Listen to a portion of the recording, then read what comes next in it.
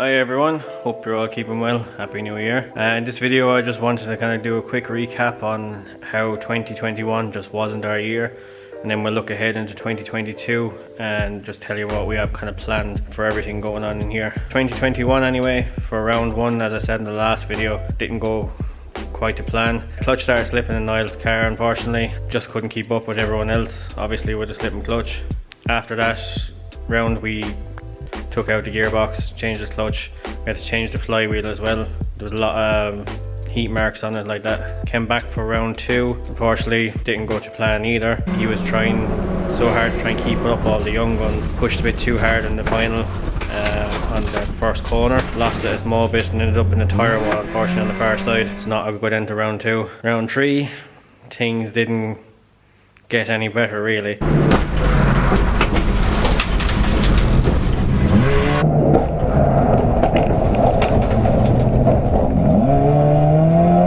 Bent the track rod and stuff like that, and unfortunately that was him out for the day. We didn't have the spares, we didn't have the right tools and stuff to get it out, so that's something that we actually have to look into for future rounds, to make sure we have the spares and we have all the tools that we can make sure we can keep the car on the track. For round three then, he was obviously still struggling.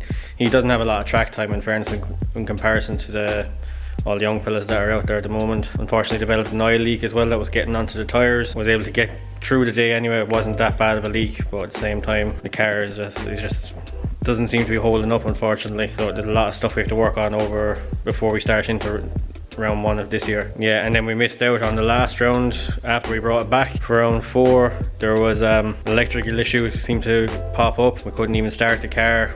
I think it was a nerd problem. I think it ended up being in behind the dash. Still had the oil leak. We just said we'd miss out on the final round, but we enjoyed being there as spectators. To be honest, we're never going to miss Rallycross. Like, we're always going to be there whether we're racing or not. So looking forward then to 2022. Well, Niall will be back in Wade, as he likes to call it. He'll be back out on that one anyway. There's a lot more to be done inside in the garage as well. There's a lot more projects we want to do. In fairness now, over the last year or so, with so much things going on away from racing, everything has been put on the long finger. So we want to try and catch up with all of this stuff as well. One of them being is our Transit Connect, which used to be our race van for getting us to and from Mondello, and that has been basically used as a van and treated like a van.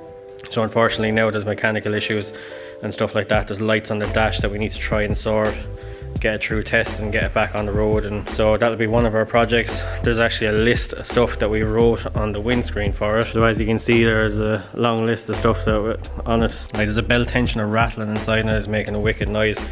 The worst thing about that is it's buried well down inside in there somewhere, so there's a lot of stripping to do just to get into it. The headlights as well, unfortunately, they're all glazed over and they're too far gone for any kind of compound treatment or anything like that, so we'll have to get them all replaced. A few other issues, like as I said, with lights on the dash. There's a fault coming up for the EGR, despite the fact I've changed it before. It's still coming up. We need to find out why that's happening. It could be just an electrical issue or something like that.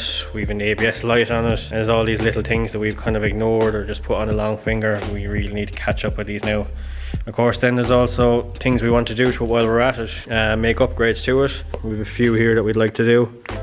There's only manual windows at the moment. I want to put the electric windows in there. We actually have all the stuff there to do that. Freshen it up a small bit maybe, giving it the newer look, maybe changing the lights on the back and stuff, maybe changing the bumpers, one of the newer bumpers.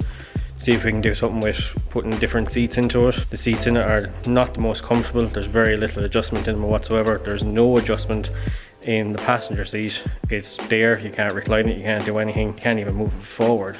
Great design, by the way. See if we can do anything with that and make it a bit more comfortable. And is there anything else then we can do in the back of it to make race days a bit easier? So yeah, long list of stuff that we'd like to do to that. To get it back on the road, I don't think it would be too hard really. Next cars then to be done is the MX-5.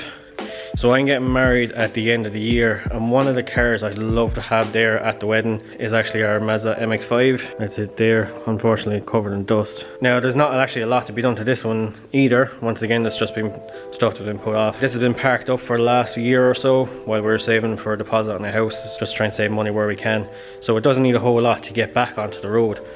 All we really want to do is basically service it up, like a major service. Obviously all the oil and filters and stuff for the engine, but we also want to change the timing belt kit and the water pump and a few seals and stuff like that, as well as also changing out all the gearbox fluid and the diff fluid and stuff like that, just make it 100% get you back on the road and enjoy it during the summer hopefully. And also the bonus is she's 92, so for 2022 it qualifies for classic insurance and classic tax. I think it's like 50 something euros for the year, down from 514 euro to tax for the year down to 56. I don't think they're going to even give me a pay in 3 months tax for that one. I'm looking forward to having that thing back on road. It's a great car to have. But one or two things we might want to upgrade. The wheels I bought second hand a few years ago as well, and the tires that came with it, they're the kind of tires that were just like thrown on for a wheel and tire combo that you get when you buy wheels, and they are the worst tires I've ever had. Any bit of water, it's the sketchiest thing to drive in the world. So that's one thing definitely needs to get done, is to change all the tires up. The brakes as well, being an old car as well, it has no ABS, and the way the brakes are at the moment, they're not great. You sit on the pedal and nothing really happens for a while, so we might look into trying to upgrade the brakes. I've heard of doing the calipers from a 1.8. There's not much work to actually fit them on. You get a bigger diameter disc, so hopefully we might try do that as well. The other car then, I'd love to have at the wedding, but unfortunately it might cost a bit more because it's not something that I can do myself, and it's not something I'd like to do myself. So this is my Ford Fiesta Z-Tech S. Not too many of them in Ireland, and I think I know most of the people at this stage now that own them. Most of them are actually kept in sheds, or they're locked up somewhere and they're treated like babies, and mine is the same way. But unfortunately the back arches are really rotten. This one doesn't look too bad on this side. The arches were done a few years ago, but unfortunately I kind of cheaped out with the body shop and wanted a cheap job, and I got a cheap job. I would think it was just basically filled in with filler, and unfortunately that's not going to stop rust. So now it needs to be done properly. The whole arch needs to be cut out and welded up properly. I have replaced some panels, but it's not an easy job, especially being a 3-door. Making sure the panel stays straight and it's not warped or anything like that. I definitely don't fancy tackling that one myself. That's really all that's wrong with this car, is just rot. Every car that we have here at the Ford, I think there's a rot in it somewhere. Financially pending, well hopefully I'll have that back on the road sometime soon. I do miss having it. I've had it 12 years this year, and I don't ever plan on selling it, despite the fact I know there's a few people out there that keep bugging me to sell it to them, but not a hope, lads. This is mine.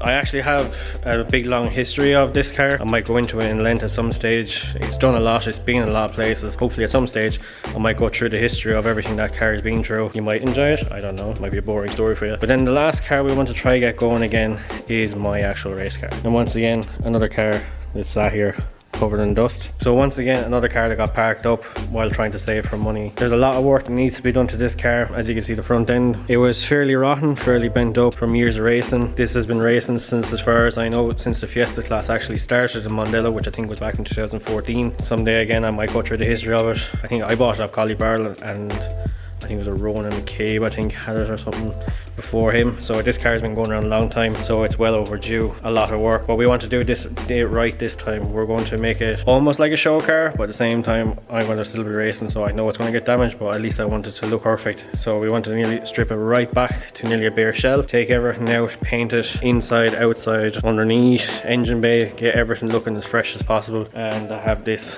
car that's been a little legend to us back on track again at some stage as well, and we'll redo all the graphics and everything to match Niall's car as well. So a lot of work needs to be done on this. There's a big long list again on the windscreen of what needs to be done. That's our main goal for this year, and is to try and get the 4 of them cars back. 3 is realistic, 4 with Jackie, the Z-Tech S, might not be realistic. What would cost to actually repair it and paint it properly. At least with the van, the MX-5 and my race car, they're something that we can tackle here, and we can do all the videos for them as well if people are interested in watching that. So we have the rebuild of a race car, anything that we do with the MX-5 regards servicing it and getting that back on the road, and then our little van here in the background, getting that back up and going as well, and doing some modifications. As regards to all the work we're actually doing inside in the garage, these cars as well, we'll still be doing this on a really tight budget. As I said, get married at the end of this year after buying a house. I'll still be fairly financially tied up, so we'll be doing a lot of this stuff on a budget as much as we can. We're not going to be getting 100 grand loan from the bank for to build 2 cars or like that, so everything will be done kind of on a shoestring in here. We'll also be probably trying to look into different things that we can do to maybe make money on the side, ways of buying and selling cars or something like that. So that's the long and the short of it anyway. There's a lot more to come from Team Cars Bar. A lot more racing, more projects here in the garage, and if that's something that you think you'd enjoy, hit subscribe, and we have more videos coming soon. So until next time, keep it between the ditches.